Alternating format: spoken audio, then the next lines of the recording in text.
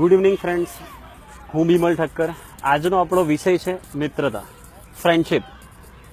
મિત્રતા એટલે શું, તો કે એની વ્યાખ્યા શું કહું કે જો જે કોઈ એક મિત્ર આવે અને ખભા પર હાથ મૂકીને કહી દે ચાલનેલા આવે બહુ થયું, એ જ સાચો મિત્ર ને. જિંદગીની વિકટ પરિસ્થિતિમાં પણ એ તમારો સાથ ના છોડે. મિત્રતા એટલે એક એવો સંબંધ જે ભગવાન નહીં, લોહીના સંબંધો નહીં, પણ આપણા સ્વભાવ નક્કી કરે કે મારો મિત્ર કેવો હશે.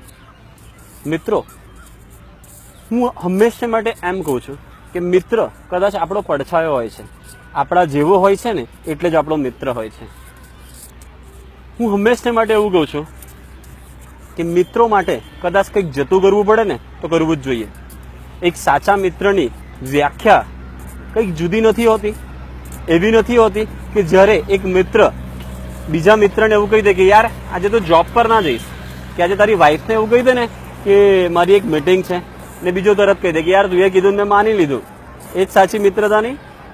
મિત્રો, વાસ્તવિક રીતે મિત્ર એક એવો સંબંધ છે જે વારસાગત નથી, જે આપણને કોઈ ફોર્સફુલી કહેવામાં નથી આવતું કે તારે મારી સાથે ફ્રેન્ડશિપ રાખવી જ પડશે.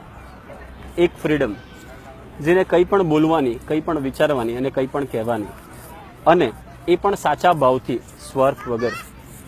મિત્રો, આજના કોમ્પિટિશન યુગની અંદર કદાચ આપણે આપણા મિત્રોને છોડી તો નથી દીધા ને.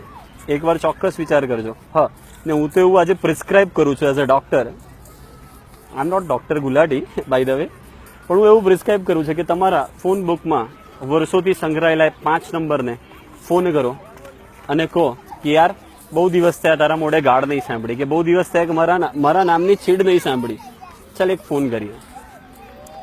ને સારી મિત્રતાનું એક્ઝામ્પલ મારે કૃષ્ણ સુદામાનું, કે મુન્નાભાઈ MBBSમાં સર્કિટ અને મુન્નાનું, કે 3 ઇડિયટ્સની અંદર પિતા બીજાના બીમાર હોય ને પેલો સ્કૂટી પર એના પપ્પાને ત્યાં લઈ જાય, એવી મિત્રતા.